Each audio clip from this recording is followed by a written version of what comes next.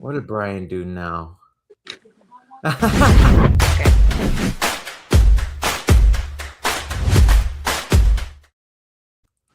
Welcome, welcome, welcome everyone to Never Alone Live. And it is so good to be here with everybody today. I'm Johnny, as always, joined by Krista, the sober Barbie.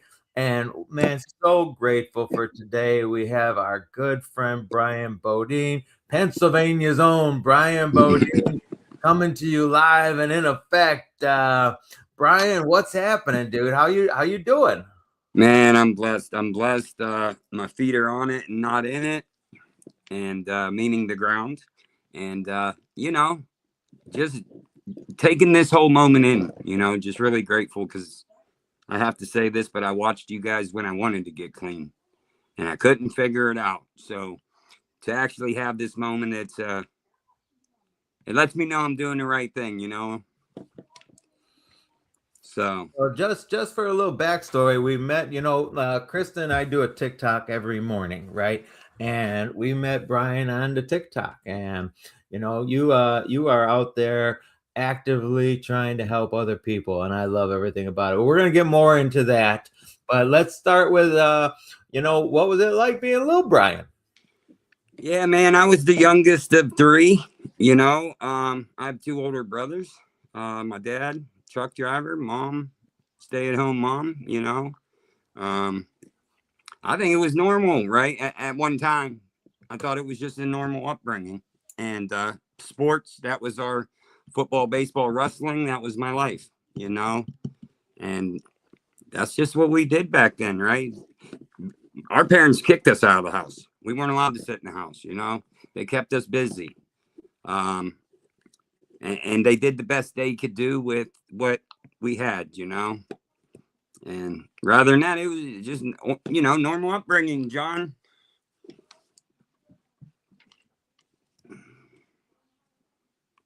He's on mute. Yeah, I get the same thing, that normal upbringing. And you know what? It took me 20 years to figure out that it wasn't so normal.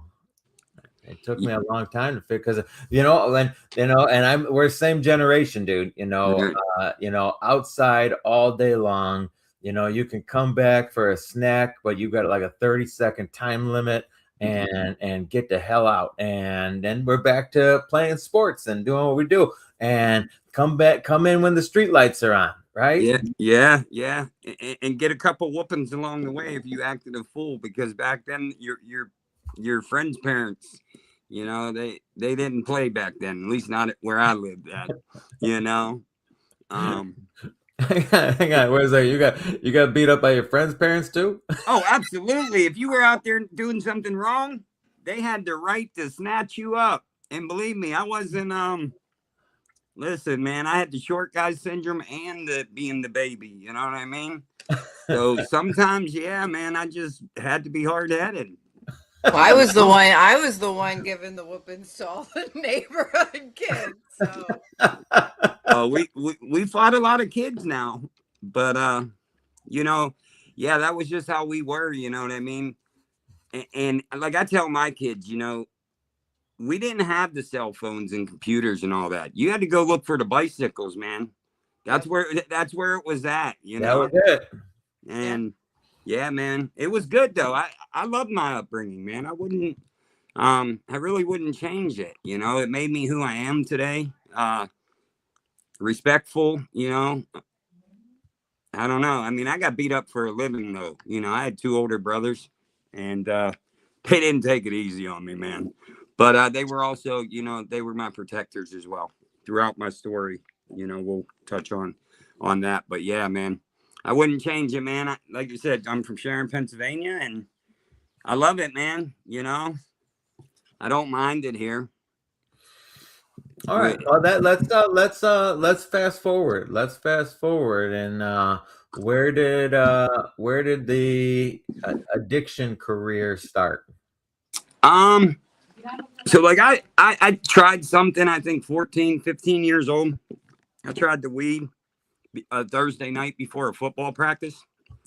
And yeah, I found out I didn't like that too much at that time. You know what I mean? Because I seen a dog in my backyard, and I didn't have a dog at the time. So uh, it was just something that, you know, I I was always a leader. You know what I mean? Then we got licensed. So my grandfather gave me a letter a long time ago before I started driving, and like he stressed on that about no drinking and driving. You know what I mean? And I think at some point he may have lost somebody. My grandfather drank. He was very well known for his bowling and stuff. And so he took these cherries to the bowling alley. This is what I remember of my grandfather, because people would tell me. And then I went and played baseball at Edinburgh University, which is in Erie, Pennsylvania. Well, I thought let's back up. I thought I was gonna go play baseball, right? And I got there and I was ineligible after spring ball. And you know, I only went to college to play baseball. I didn't go to get an education. You know what I mean? I never thought of it that way. And I came home, man, and I realized real quick that, like, that brotherhood that I was so used to, and like I said, I'm the youngest, so my brothers were gone. And when I came home, you know, the talent is one of the biggest things wasted probably everywhere, but especially where I'm from, everybody ended up coming back home, staying at home, right? But the people that I hung out with, we just ended up becoming products of our environment. That's to keep it simple, you know what I mean? But I had this niche that somehow, some way, you know, back in the day when you sold drugs, you know what I mean? You always wanted that one person, right? You wanted the connection. Somehow, some way, I used to say this back in the day that God's blessing me with this connection, you know? And today I would never say that, you know, but I always found the way. I met a guy out in Cleveland, or in Edinburgh from Cleveland. And, you know, like, there was a connection there. And we developed the brotherhood when I came home, but we all went to the streets, you know. And, you know, it's sad to say, because I'm probably one of the only ones left, man. I know for sure there's one other, and when I say, like, left, um, most of them are dead or gone, man. You know, dead or locked up. And as far as I'm concerned, when you're locked up, until, you know, you get some time out of there, if you get out of there, you know, you're spiritually dead. You're all of that until, you know, that day comes for you. But yeah, so man, that's what we turned to, you know. And it started with weed, marijuana, whatever you guys want to call it, and it just progressed. You know, all that money did for me was it gave me more addictions. I'm be open and honest, you know, and I just kept going up the chain. And you know, I had a couple of things, Johnny, that I went through in my life, right? You talk about the addiction. I had a couple of serious incidences, you know, like I was in a bad car wreck 2007, and it changed my life. I never touched a pill in my life. And when I touched that pill, man, I'll tell you, my life changed, and it didn't change for the better. You know, it went really out of control, to the point that I believed and told my wife, my children, um, I'm probably gonna, like, I'm gonna die of this, you know. And it wasn't a disease to me back in the day, because I had no education on it. But today it definitely is. But yeah, man, and I just progressively went downhill. Money, it was money, women, and ignorance, and that's exactly how I want to put it, because I cared about nothing. Uh, I chased that little green thing that everybody thinks you have to have. I'll take the bare minimum. You know, in my life today, I'll take the bare minimum, because if you give me that, and God knows this, back then I wouldn't be here to talk to you guys today. You know what I mean? I wouldn't be a voice for the voiceless, you know? And so that progressed throughout the times. You know, it kept going up and worse. And you know, somehow I also I eluded the law, man, somehow, some way, you know. And like I said, there were times that I would really sit there and say, that the God is blessing me as I'm tearing people apart, as I'm tearing my community down, you know. And there was a situation, you know. I went to a church, you know, some church based rehab. I tried that. I don't know. I'd say about 2000 and something. You know what I mean? And it was weird because I was like at the end of my road. Well, I thought I was at the end of my road, right? And listen, I was involved in church my whole life, right? As little kids, we had to go to church. Um, well, I used an excuse when my grandmother passed away. I said, man, Grammy's not there. I can't go step into church. I go sell drugs, man, but I can't go to church. Make that make sense, right?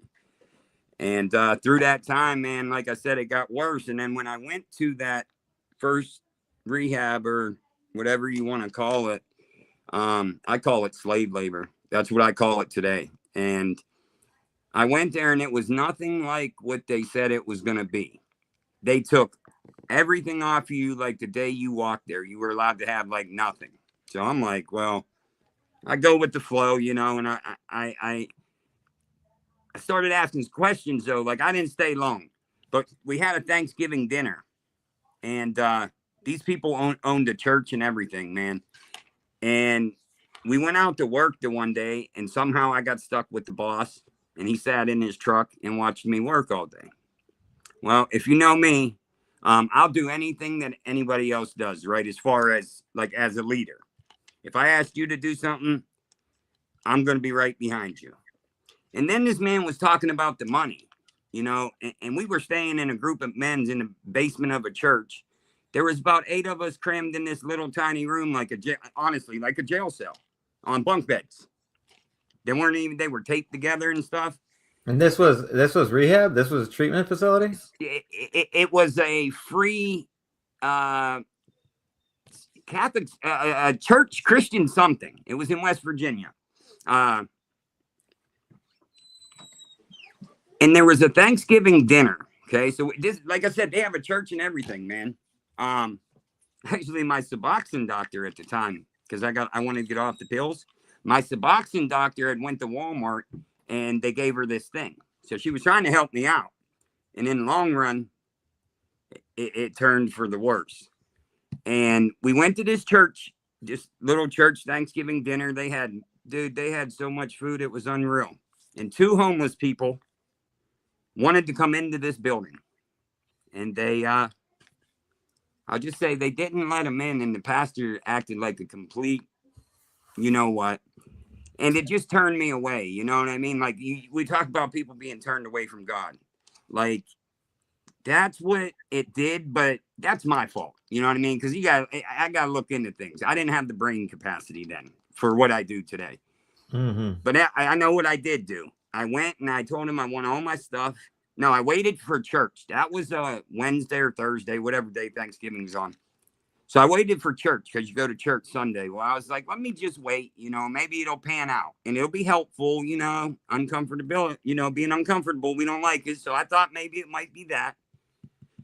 And it wasn't. I stepped in that church Sunday. I lasted about 10 minutes, man. It was the most eerie feeling I've ever had in my life. And I said, I know there's no way. Bad church, good church, no church. It don't matter. It shouldn't feel like this. So I called my wife after that. And, man, I told her, I'm like, listen, you got to come get me. This is nothing what they say it is. And on the way home, I told my wife, I said, man, it looks like you're just going to have to bury me with these pills, man, because I didn't have any other option. I mean, I had options, but I didn't see the options I see today. And I came home and went back to the same thing. Now, I started my journey, John, in 2007. That's when I started my true recovery journey, you know? Like I started going to the rooms. I tried the best I could, man, but I was that repeat relapser, man. I'm talking over. Get some months, get a half a year, get a year, you know. But then again, I was that guy who went to the meetings and couldn't wait for them to be over and was high. You know what I mean? Like I did all of that. So when I speak, it's always on my experiences, you know. And Well, that's all we have, Brian. Right? You know, hang on. I'm gonna give 2 seconds. I want to jump over to the comments because we got some friends here that I want to shout out.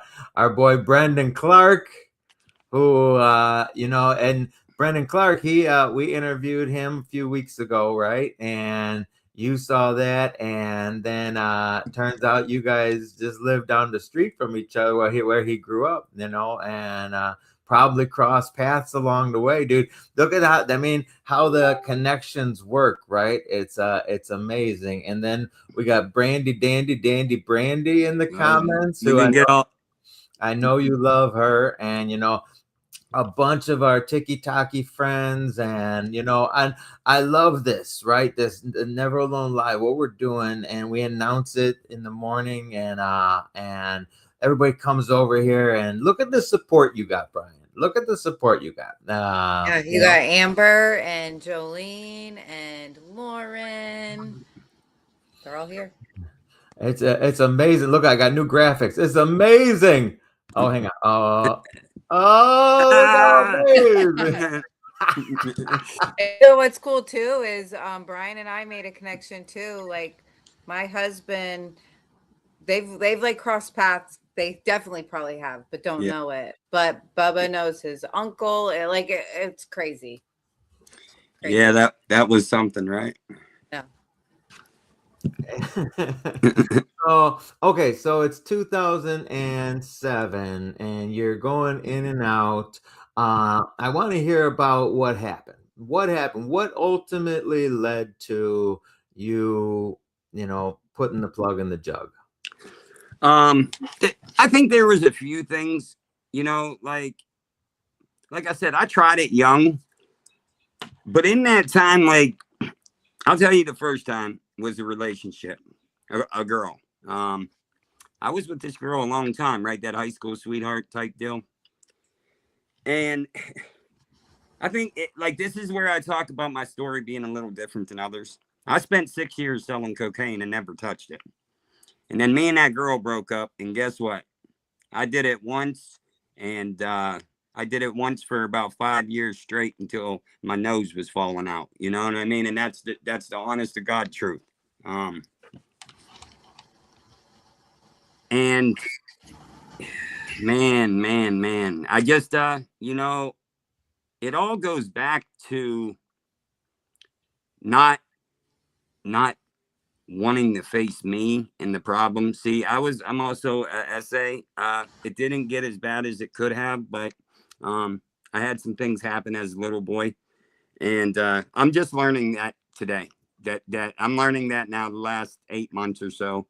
That's when I understood why I turned to a lot of things. I also say I was born into this. Now, do I blame my parents? You'll never hear me blame my relatives, because my relatives were like, dude, like you need to knock this off, right? I did have a situation with my father, and I hate to talk about this because like we're in such a positive era today, but yeah, man, there was a time where I was, you know, he said I'd be nothing but a drug dealer and a drug addict.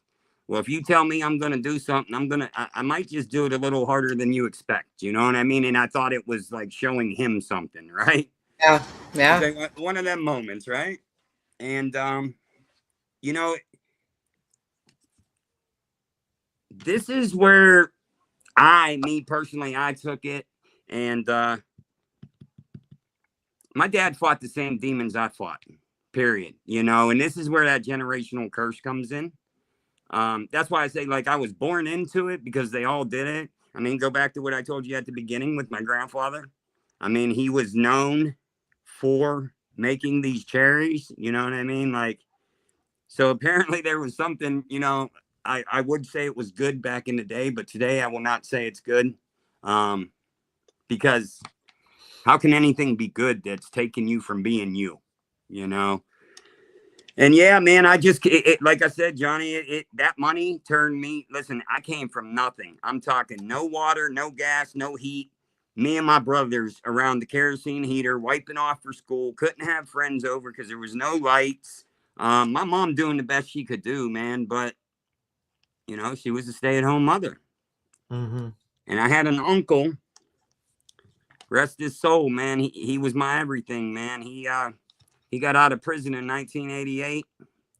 And he looked at me and he promised me he would never go back. Now, that was after 25 years of serving. You know what I mean? And that was like my father. You know, that was my father. I took care of him as well at the end of his life. My aunt passed away, and I promised her I'd take care of him, so I moved him in with me. And but me and him couldn't get along. Anyways, man, it was just that's what I put myself around. You know what I mean? Well, let's talk about this for a second, because generational curses, I mean, I don't think people look at it enough, because we are who we're around, right? Mhm. We emulate our families, and even if we judge the hell out of them and we say, I don't want to be like that, I'm not going to be like that, it still leads, these things are embedded in our minds, and you know, especially when it comes to solutions, right? It's not the it's generational solutions. And you Oh, I know, like that. when the generational, when my parents' solutions were drinking and drugging, I didn't like that. I judged the hell out of it. I knew that it was bad. But then when it came time for me to come up with some solutions, I remember those solutions. Right. And you know, and that goes back to my grandparents and their parents before them. And then, you know, it's the solutions that they had, it was the ideas that they formulated. I mean, if you look at doctors, right? You know, a doctor has a kid and then sends that kid to medical school, and that kid becomes a doctor. And you know, and it's a generational thing. Lawyers, they be lawyers, you know, procreate and have more lawyers. You Right. know, drug dealers and alcoholics, they procreate and they have alcoholics and drug addicts. It's a, you know, and it's more, I think it's more common to be in that frame of mind than the other frame of mind. We always talk about the ones that got out, you know, and you know, I you know, personally, you know, I might have family is riddled with alcoholics and addicts, you know. Yep. And you know, the ones that, you know, got clean, got sober, those were the abnormal ones, you know. Mm-hmm. And so, you know, you're definitely in the right place. Krista, I know you got thoughts about this. Yeah, I mean, when you were just talking about like your grandfather, like back then they didn't talk about this stuff, and it was okay because you only saw what was on the surface. You didn't see Mm-hmm. what was happening behind closed doors. And I my parents didn't drink when I was growing up, but their parents drank. And so it was like a skip generation, and my parents wanted to do something different, but I you'll never hear me talking bad about like how my parents raised me or anything, but they did the best they could. And I do look back, and there is some dysfunction, and there is some generational stuff that I'm healing from today. And I didn't do that until I got to a forgiveness Yep. part in my recovery, you know. And it took years into recovery to see it. You know, I deal with a lot of anger and past addiction. There's a lot of anger and stuff, and it's not the addiction that I get from them. It's the way I handle my problems, you Yeah. know, and it Yeah. may not be the healthiest way. We just don't talk about it. We don't talk about it, you know, but I need to today. I Yeah. have to talk about it, you know. That's that like piece with me. Like you're gonna do what you see. You Yep. know, Johnny. Yep. I grew up in that type of family. What would we be talking about lawyers and doctors for? You know, my parents. I didn't. My grandfather was no lawyer. You know, and that's you know, I've had this situation. My wife and I. You know, our relationship was rocky at times. Right. That's because we only did what we knew. Now we can run or we can fix it. You know what I Is mean? she is she a normie, or is she in Yeah, that's recovery? what they're called. Yeah, I guess she's a normie.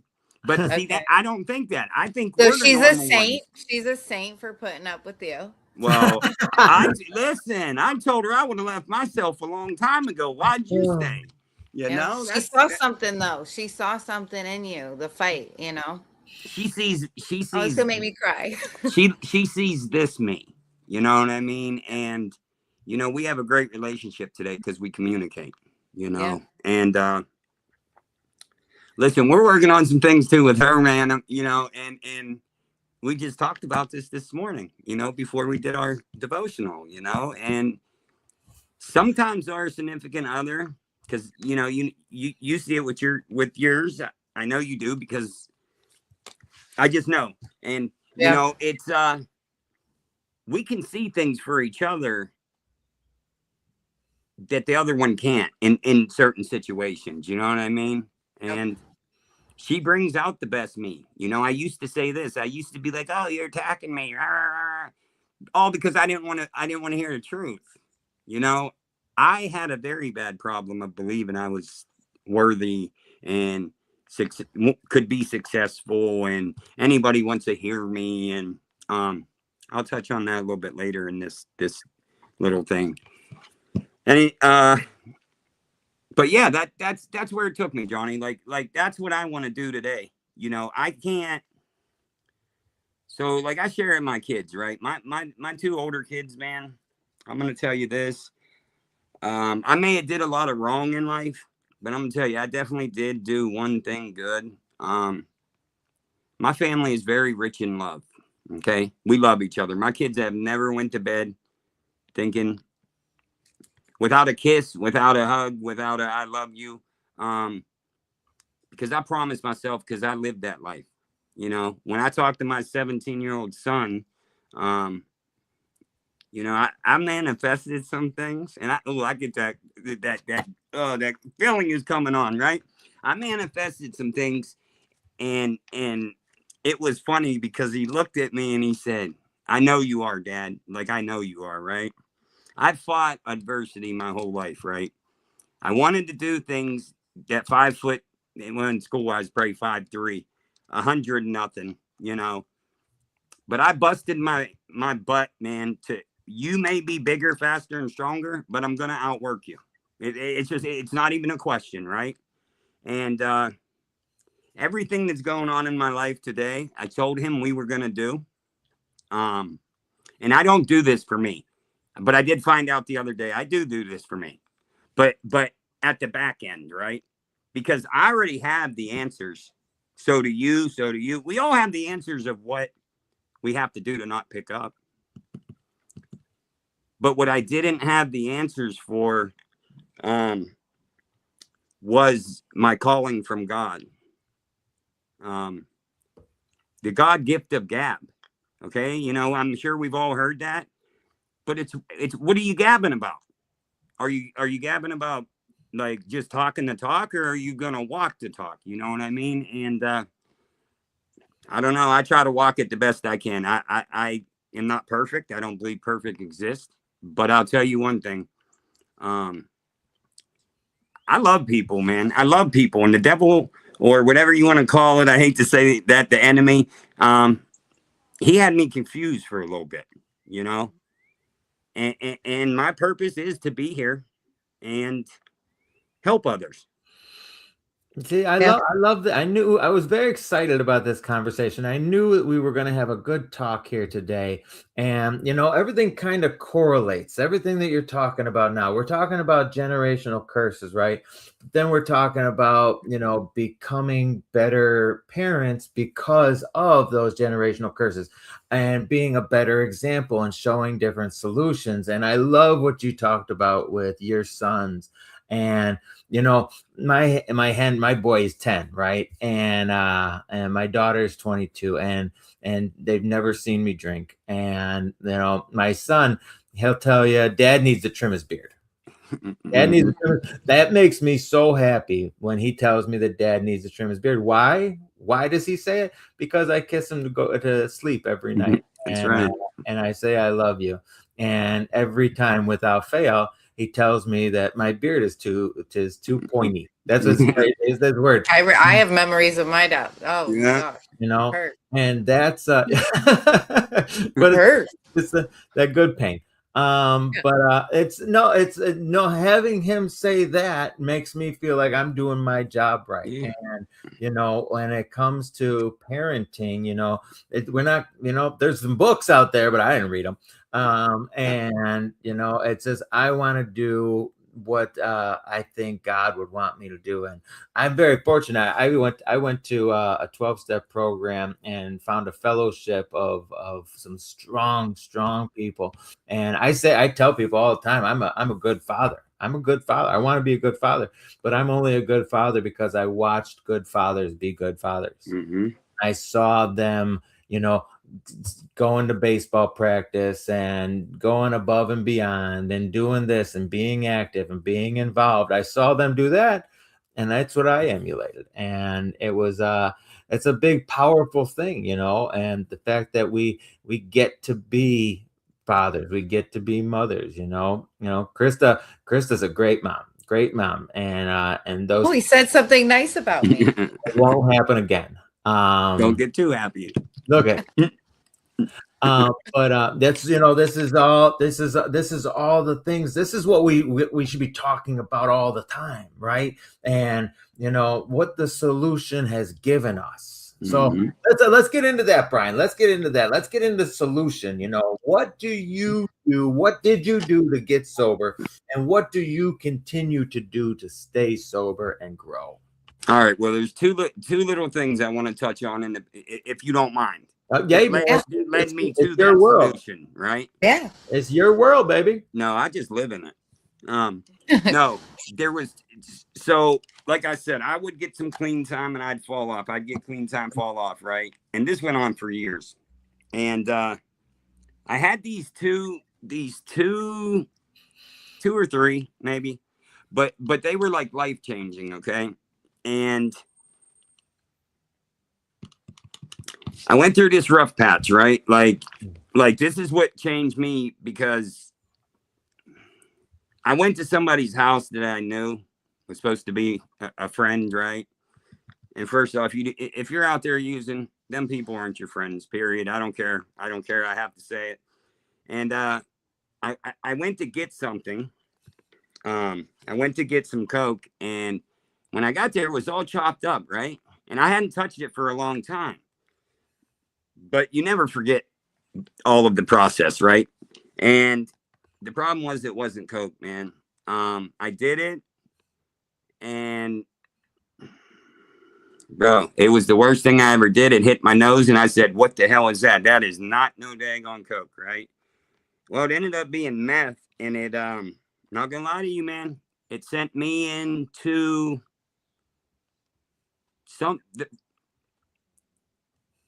top two things in my life that I went into a psychosis. Okay. So anyways, I ended up doing this stuff for like every 5 days. I'd get 3 hours of sleep. I drove my neighbors crazy. But I was in that psychosis for weeks. But you want funny? Here you go, Johnny. I was getting tortured by a 6-foot worm, brother.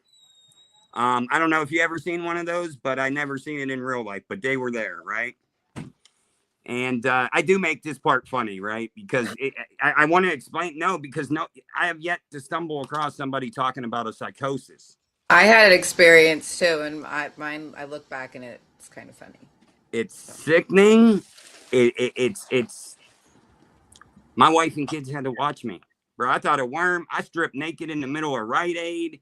Like I did some things that any normal person wouldn't do. Not saying that I'm normal, but I think I'm a little bit normal. Anyway, so that threw me into a spiral, right? And I was in it.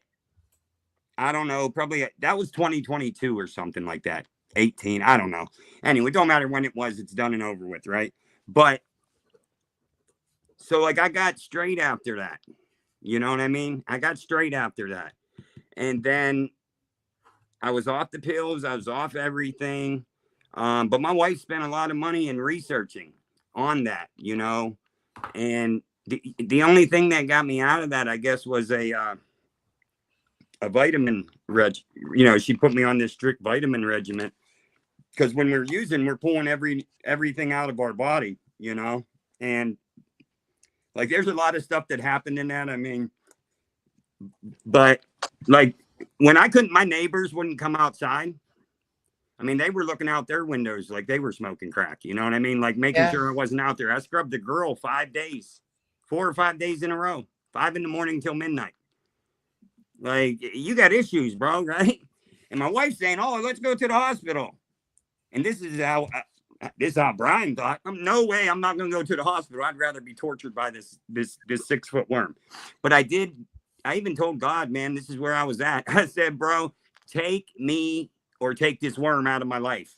And as I talk about this today, because I have to, that's why I said, Johnny laughed. Like, this is the laughing part. But we know, well, at least I know, this shit there's nothing funny about this. You know what I mean? Like, I tell people, you're not going to get a 22-year run. I had 22, 23 years I was out there running and gunning. These kids today are not going to get that. That's why I'm so passionate about it. And then, like I said, I was that repeat offender. And I got clean for a little bit, and I never kept a clean date. I'm going to be open, honest with everybody. I never really kept a clean date, only once in my life, and I'll touch that. But then I started smoking crack, right? I smoked crack at 39 years. I smoked one time for 3 years straight, didn't miss a day. Well, I went into another psychosis. I didn't know crack could put you in a psychosis until I put a freaking ski mask on, 80 degrees, and I robbed my own house. I got to the steps and I look back and I'm like, this is your TV. You're allowed to sell it. I was doing some things that shouldn't have been, you know. I was selling Tide Pods, individual Tide Pods. Listen, I had a whole corner store at my house. Okay. Everything and anything that wasn't tied down could go, right? For real. And my wife walked in. So yeah, the crack story. I cut the copper out of my own house just to get my family out of there because I didn't leave the basement in 8 months. Yeah, bro. Yeah, Johnny's like, oh my God. And then I really want to hear your wife's point of view. I'm just thinking because these stories. I wrote down. I stripped naked in a Rite Aid because I think we should write a country song. We're gonna write a country song called "I Stripped Naked in the Rite Aid."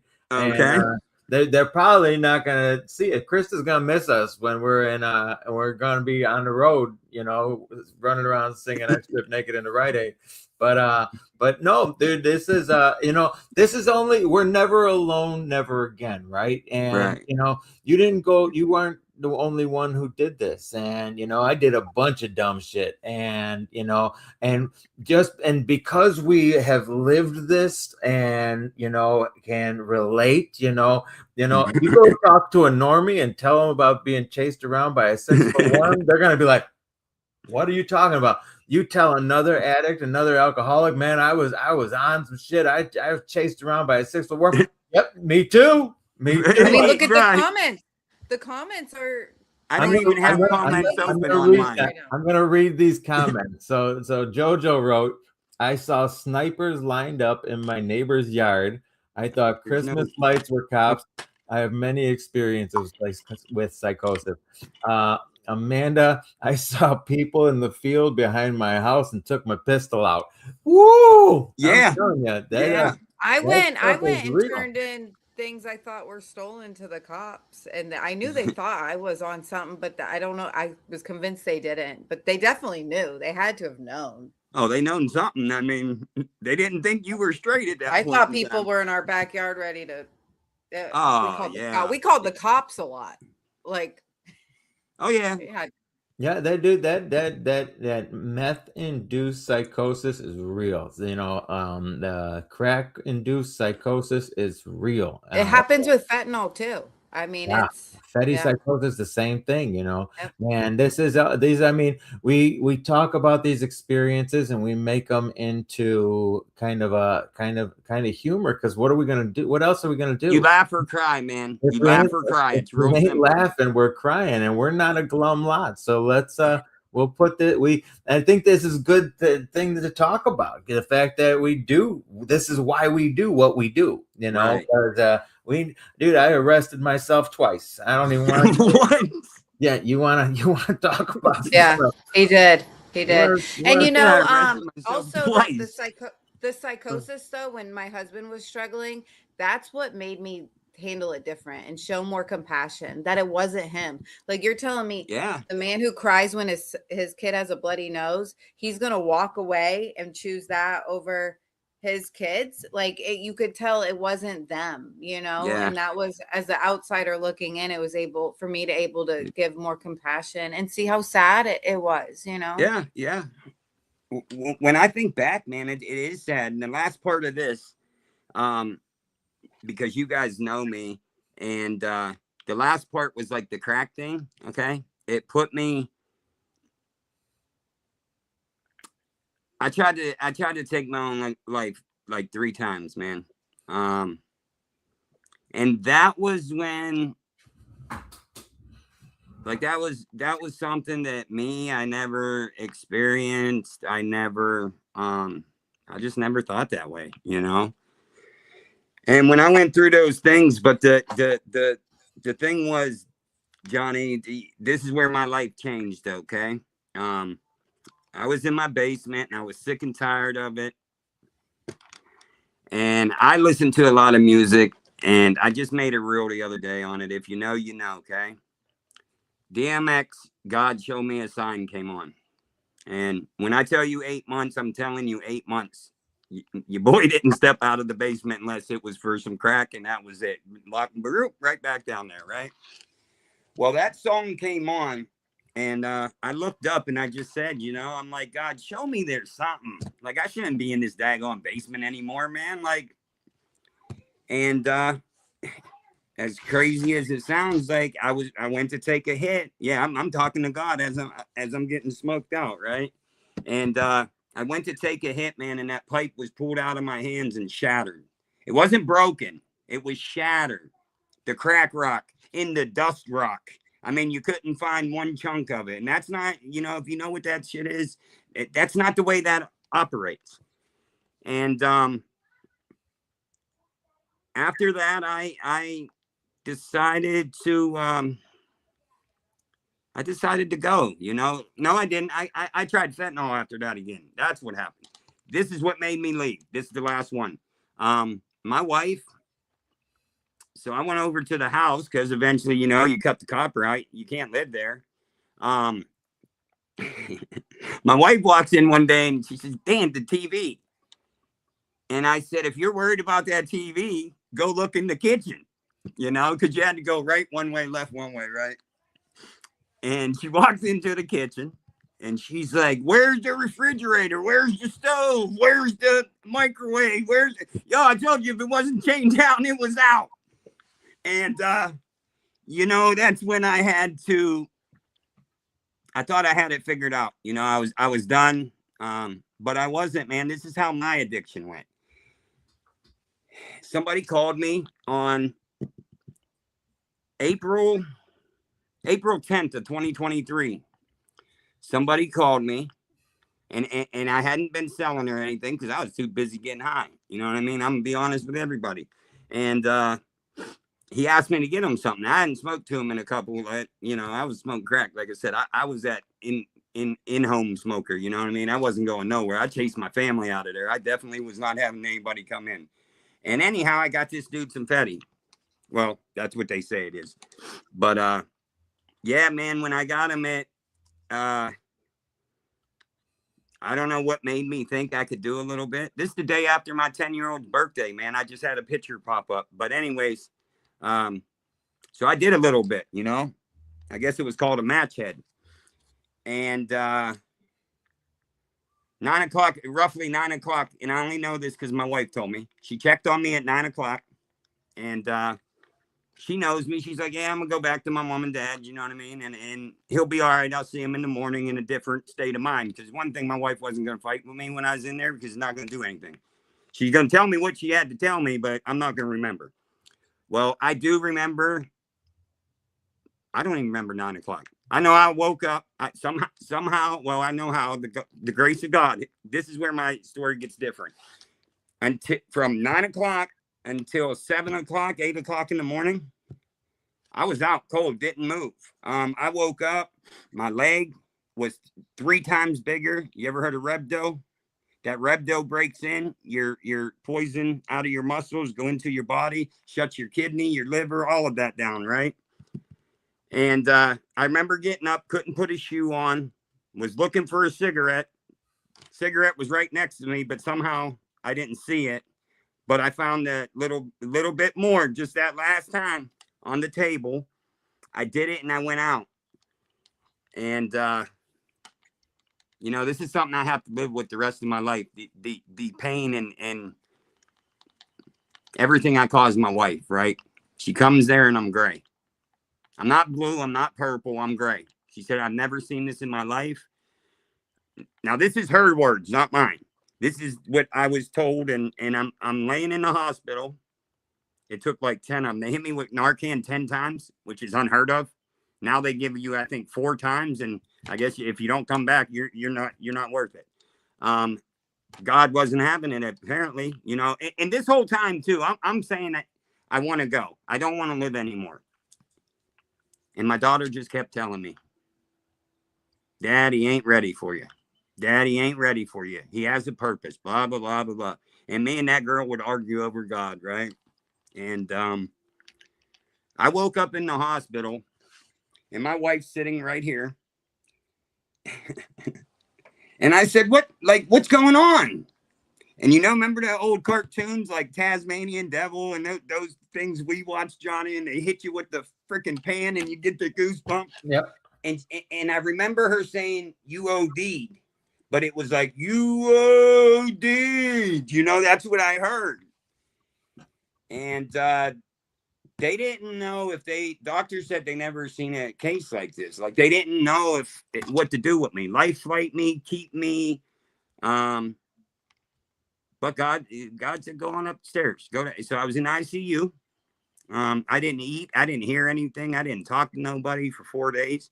I mean, I know my wife came, but I wasn't, you know, I had been capped and everything. And this is the God moment, fellas. This is your hope shot. Okay. You ready for this? I was in that hospital bed for 4 or 5 days. And my wife and mother-in-law came in at 8 o'clock after a 12-hour shift on the 16th. And my mother-in-law is definitely a woman of God. You know, she does, you know, whatever it is. I never heard laying hands on you. And that woman laid hands on me at 8 o'clock. And at midnight, I hit that buzzer for that nurse. And I said, come get this thing out of my, you know what? I need to get up and go to the bathroom. And I did it. Well, I didn't do it. God did it, right? And then the next day, they released me. And this is after the doctors telling me my kidney and liver was like I fought Mike Tyson in his prime. That was exact words to a T. And yeah, man, I got up out of there and I walked out of there the next day. And I swore I was done. 6 months later, I was good for 6 months. And I did it one more time. And yo, that was the game changer. That was the game changer. I went out in this house where I sit every day and talk to you guys. That was the last IOD, man. That was September 3rd of 2023. And Brandon Novak was reached out to. You know him, Johnny? I'm sure you know Brandon. Yep, from Jackass. Yes. And he said he could have a car at my house in an hour. But the addict said, heck no. I had one more run in me. And, you know, I had a job offer for $1,200 a week. And me at that time, I was going to take it. And my wife looked at me and she said, yeah, that's good money, but your life is more important. And I had to eat that shit. And that was hard, you know. And that's why today you'll never hear Brian talking about chasing that dollar bill, because matter of fact, I don't even keep money on me, man. I don't even deal with it, because still with a few 24s, I can lose that in a second. I had clean time. So I went and did a rehab in Pyramid, Quakertown, Pennsylvania. And then I went to a sober living. I didn't know what that was at all. And I did this thing called take some suggestions and go to meeting. And I did. I did, man. I'm the man I am today because of Narcotics Anonymous, as far as my knowledge. And I stayed there. You know, I set a goal for myself for once in my life. Like I never had a goal throughout the journey. I just thought, you know, and my even after all that, guys, listen, man, my addiction was so strong. I just thought I'd go to the other side of state and set up shop. They don't know me. Yeah, man, I met a kingpin in rehab, but he was a tech. And man, I'm gonna tell you this. He saved my life. He saved my life. He said, bro, he heard my story and he said, you need to go the opposite direction of Philadelphia, Pennsylvania. And that's what I did, man. I took that suggestion. I worked I worked my butt off, and I just listened, man. I just listened for once, you know. I didn't do it Brian's way. But you know, then I had certain things that happen, you know what I mean? Like my probation officer in Ohio told me a long time ago, you're unprobationable. So then Brian's mind puts this in there. Well, I'm unprogrammable. Let me try this, and this, you know? And yeah, man, I ran for 5 years from him. But when they did Unprobationable. I've never heard that. I've never It sounds heard. like you were one-upping people. You were Yeah. one-upping your whole life. I'll No, I take that wasn't purposely and one-upping one. anybody. He just said that, and Dude, right in that. So right when you were talking a few minutes ago, Brandy Harris put a comment in the comments, and she distracted me so good. I shouldn't. From now on, Chris, I'm not reading no more of Brandy's She comments. one-upped your worm. While She we learn, one-upped your worm. she said, and now I'm gonna try to do it. And this is my best Brandy impression. Twins. twin, yeah. Twins. I seen Leprechaun on acid chase me all night. Oh man, I can hear him. I can hear him. Twins, I sent a Leprechaun on acid chase me all night wanting his gold. Well, oh man, I love Brandy. There was a reason she was brought into my life, guys. Oh, she's the reason she's brought into all our lives. Oh my goodness. It's gonna make me take my glasses. I'm gonna call you later, twin. I'm gonna call you later, twin. Well, Brian, yeah, okay, but man. you recently had a big spiritual awakening, though, right? Yeah, so I did this that whole thing, okay, and we're gonna, we just gonna skip a little bit of months, okay, because it's no big deal. I stumbled across TikTok, right? I was on the verge of going back out and probably not coming back because that's me. If I go back out, like like I hate when people say, "Oh, I don't have another run in me." Man, our life was running. They called me Usain Bodien. You know what I mean? Like we ran, and I'm not coming back, bro. I'm gonna be open and honest. I'm not coming back, Johnny. Usain Bodien. Fastest man on earth. Okay. Yeah. Yeah. I'm telling you, with a 6-foot worm chasing him, I'm out. And you know, I found a couple groups on there, and I do give them shout outs, you know, sober, feral but sober, sober but feral, however, whatever one it is. And you know, that's where this lady Brandy Harris comes into my life. And I'll be damned if I'm gonna tell a story about this and she ain't in it. I met her. I usually, as you guys know, I talk a lot, okay? And I'll never forget this day. It was a Wednesday, and somehow, some way, I was getting ready. Man, I had all this stuff I was going to say about the reading. And Miss Brandy was right above me. I didn't know her, never met her, I don't know who she is. She's like, yeah, I got to go first. And I'm like, I'm thinking in my head, this is my group. What do you mean you're going before me? And they're like, yeah, Miss Brandy. I was like, oh, she must be something because, you know, they knocking me down. And let me tell you, she came on and she ripped it. I'm telling you, she preached the building, preached the roof off the building. She preached Wherever the heck she was at, it came all the way to Pennsylvania in my garage, and it sat there, this thing called the Holy Spirit. And I stood up and my knees were weak. And I swear, this is how it went. And she said, we're having something at 6 o'clock. My husband's coming on. And I literally, here was my last comments, and they were all on there. They said, Brian, you're next. I said, no, I don't even know what happened. I'm going to step out and I'm going to get off and I'm going to enjoy this moment that just happened to me, right? And that's what I did. And I had been in this trying to like figure out the God thing, you know what I mean? Like truly what was going on in my life. Like, why did I get led to TikTok instead of going back to using all these things? And I thought I was grieving. I thought I was grieving my uncle and all them.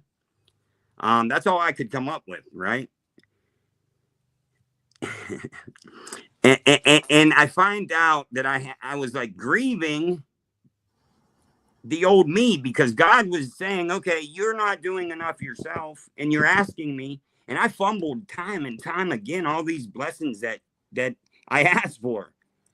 And this time I don't know, man, I sat, and it was right around the time you guys had the Never Alone thing, because I was going to come, but I was caught up in this God thing. And it was like God had me prisonered in my house because he's going to figure this thing out.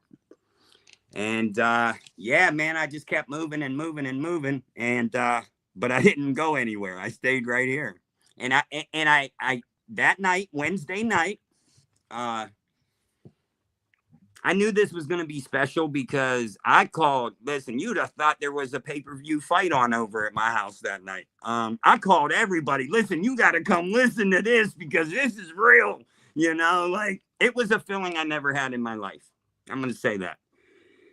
And my man Tripp got up there, and yeah, he ripped, like he crushed it. He told me exactly what my problem, like what the problem was and all that. Like, and I'll never forget it. He said, every man that you've ever let in your life has let you down. But he said that season's over. And he started talking about Jeremiah 29:11. And yeah, my life changed, man. My life changed.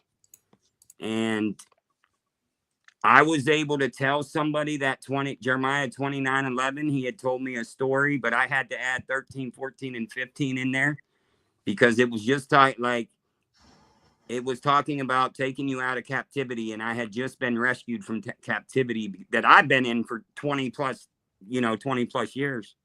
And ever since that day, I've gotten a little closer and closer. And I built this thing called a relationship with God. And I don't just go jumping in rooms and around people and all that. No, like I stayed at my few because I just do. That's what God tells me to do, right? And that's what I do now. You know, that's it. That's that part. And then we'll get to sober Barbie's part. I didn't know I had a testimony until 4/21 of this year. Okay. I thought I thought it was a testimony, but I found out it was a story, but we're going to turn it to a testimony. And I went on this, like my wife, like, hey, we're going somewhere for your birthday. And I'm like, where are we going? We're poor. We're not going nowhere. And, it led me to South Carolina, this place called, they call it, well, I don't know the Pretty real name. place. Yeah, Pretty I call place. it the Pretty Place. Yeah. It's the YMC. Fred Simon Chapel. Okay.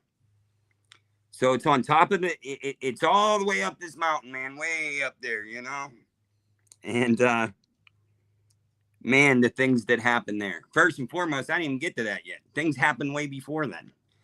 We stayed up in the mountains, some national forest, and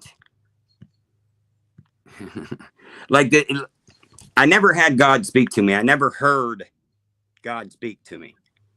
Never once. But it wasn't even he was speaking. He laid my whole life out from the time I was young. But it wasn't in words, guys. It was all the things I did. And you got to realize that I didn't know Trip. Like, I didn't know Trip, but I was in the process. I'm still in the process because some things got blocked. But when we left there to go to Kentucky. And this whole thing, it was a spiritual.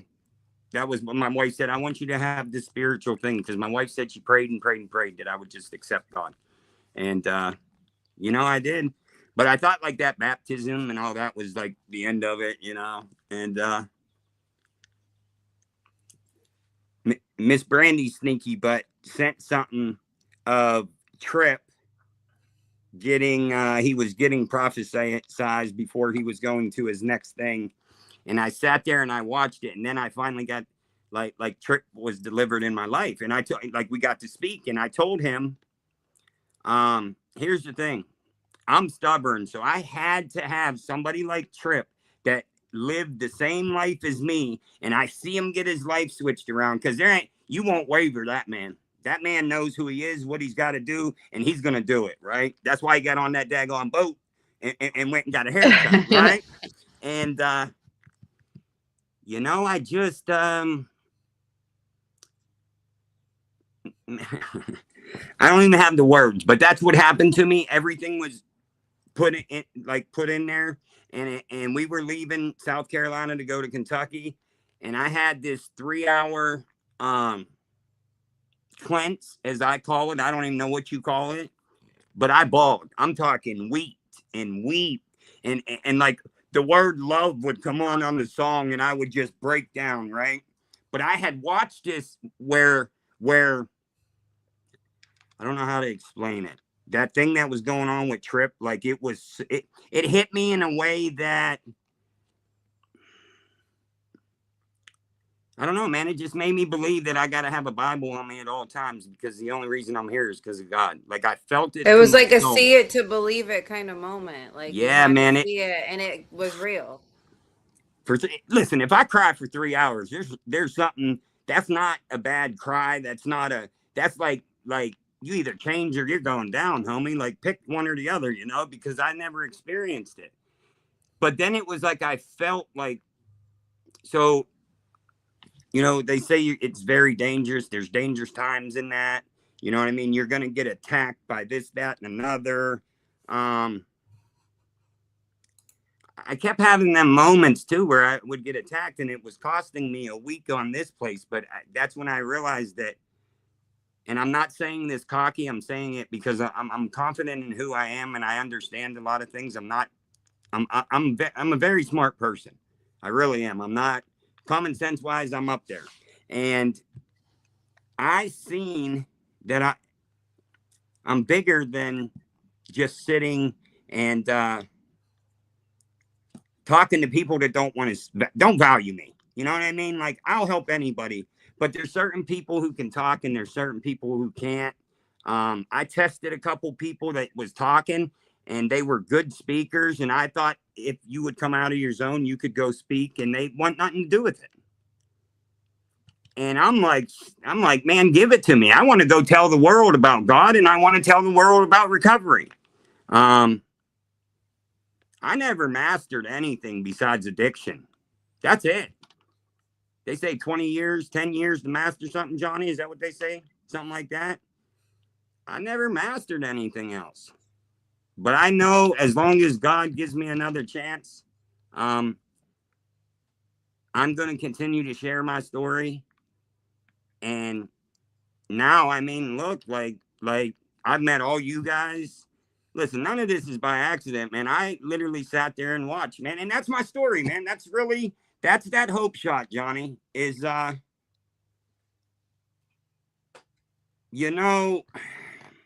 it's just, I'm here for a reason. You know what I mean? And I don't mean to, listen, man, I'm here for a reason. There's no way that little girl that was telling me, Daddy's not ready for you. Like, he's not ready for you. So I stayed stagnant for 20 some years. Like, I don't want to do that today. I want to leave a simple thing called a legacy, just that I would help anybody. I don't care about the money. I don't care about money. I don't care about cars. I don't care about all that, because all that did was get me deeper and deeper in some things I couldn't get out. And, along the way, we started a couple things, and, you know, um, I'm here today, man. And I'm doing it with people that actually like me. I don't have anything to offer anymore, guys. So you can't use me. And, But you do have a lot to offer. It's just not what you thought it was your whole life. Yeah, But now you have more to offer than anything, and it don't cost a dime. it's free. That's why I say, to make somebody smile, it's free, man. To lift somebody up that's never heard it, because you never know what they're going through. Like, it's free, And last thing I'll say is, listen, I made it through something last week or the week before. And this is where I know that I'm favored by God. I'm not telling you I'm his number one, but I know he's in my life. And I battled a lot, right, of that isolation and him sitting you down. And, last week I made it through something with my dad. All the stuff that's going on with him, I'm healing, I'm taking care of him, I'm keeping him, But the devil tried to step in the way, and I think I learned something that, guess what? This time, he didn't get me. He didn't get me. And also, I don't know if it was the devil. It might have been a test from God this time, and wanting to know if you're going to pick that Bible up. So guess what I did? I went and picked that Bible up, recorded a video of me doing, I don't know, my type of Bible study. And, he took me right back to where I started, because apparently when I started reading the Bible, I didn't understand. Right. So I prayed to him, and I asked him to give me something that I understand today. And he took me right back to that page. And I was on there just ripping and running. And hey, I understand it to the best of my ability today. And I told the devil, whatever, you weren't going to get me that day. And guess what? I didn't use, man. And I'd never been down that road. I always run back to comfortability. And with that, guys, if you got something, it was God. If you didn't, it was Brian. Thank you for letting me share. Thank you, Brian. Thank you so much for coming. Yeah. I was really excited for this conversation today. I knew it was going to be a good one. I knew we'd wind up getting some laughs in the way, and because we can't just be sad all the time, right? If we focus on the negative, we're going to get the negative. We focus on the positive, we're going to get the positive.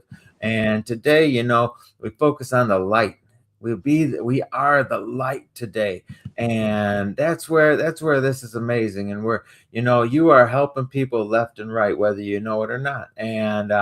And the comments, I've been reading all these comments as they've been coming in, and there's just so much love and support from this group, and there's been a lot of people in here commenting, Brian. So I'm just gonna say I appreciate you coming here and sharing and being vulnerable. And I love you, brother. And we're gonna be meeting up here in the near future, which is pretty amazing. Krista, what do you think? I'm grateful you shared all that, and I didn't know the whole Brandy story, and I have to meet your wife. Like, I have to meet your wife. Okay. She's sitting right here.